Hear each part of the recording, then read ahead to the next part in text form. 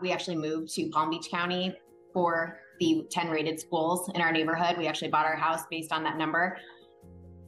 Everything hinged on where our kids are going to go to school. We have 4 children, 3 of whom are in the elementary setting. So it's just really important to us. And I'm just uncomfortable with a lot of the topics being taught. I have pulled my own children out of school, so we now go to a Christian school by choice. Where have the core academics gone, and how can we get that back? And why does their emotional regulation need to be taught from step 1 to step 10? Do they assume that we're not doing that as a family? And you just wonder kind of what's behind it. So we do this by reading them books daily. We are constantly being told that there's not enough money in our school system. Yet we find out that not only are all these things taking place in our school system with our tax dollars, diverting money that should be spent on classrooms, on learning, on programming, but there's also a lot of outside money coming in.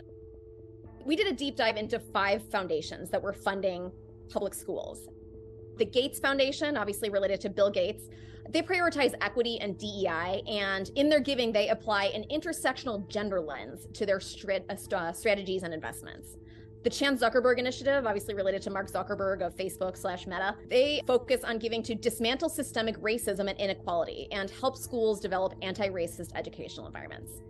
The Wallace Foundation, which is one that a lot of people are not aware of, they're giving focuses on fostering equity, primarily through social emotional learning programs. The Kellogg Foundation, related to the cereal, they have a commitment to advancing racial equity and racial healing. And the Windward Fund, which is related to Arabella Advisors, one of the notorious massive dark money organizations of the left, uses a race, equity, diversity, and inclusiveness commitment to advance their giving. So between 2017 and 2021, we reviewed 990s from all these foundations, and we found that there was over $200 million between the 5 foundations that had been spent in 72 school districts across the country. The biggest concern for moms and dads on the ground is the fact that the money wasn't focused on promoting and improving academic achievement, but again, was really focused on affecting student behavior and professional development for teachers, and oftentimes putting a focus on equity or equitable grading when parents were really looking for merit-based standards. This is not just happening in big cities. It's not just happening in blue states. It's happening in red states. It's happening in small cities. And the volume of spending that's happening is it's astonishing. The 2 biggest grants, or the 2 biggest recipients of this funding that we found, were in Battle Creek, Michigan. They received $31.2 million, and Denver, which received $13.4 million. Palm Beach County received a total of $7 million over the past several years. They got massive grants on social emotional learning from the Wallace Foundation. Some of the time was just being wasted on a lot of topics that we discuss at home, and we work on those things as a family. Specifically, critical race theory was slowly seeping into the classrooms. The social emotional learning was a problem for me. A number of these programs, equity, social emotional learning, are actually being used to push a lot of identity-based programming that parents are deeply uncomfortable with because it conflicts with their values. Every hour that's being diverted from reading, writing, and arithmetic and being spent on social emotional learning programs, feelings, bullying, is time that's not being spent in making up learning loss. Our scores are going down, so these programs are not working.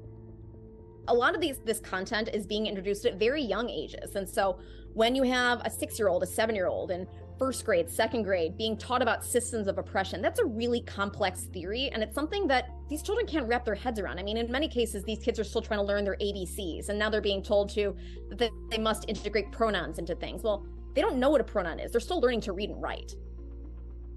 We worked with 26 other parental rights organizations from across the country, coast to coast, asking these foundations to cease their giving on these equity-focused initiatives. Because we believe that although they might be well-intentioned, the underlying message that some of these programs have are detrimental to student learning, to student mental health, and end up distracting from student achievement. The goal of the letters that are going to the foundations is to acknowledge that we all want children to do well in school. we'd like to talk to you about how you're spending that money, how schools are being forced to spend that money. We, again, as parents, would like to see the focus put back on academic achievement, where our children are being given practicable skills. And we believe that this money that's going into the school districts from these philanthropic organizations could be put to better use. So we hope that governors and other elected officials who are focused on education, who are focused on academic outcomes out of their schools, take a hard look on how their schools are receiving money from outside organizations. The public school system is there to provide an academic foundation for our students, and they're severely lacking. And they're failing because the money's being spent on, emotional training, things like this.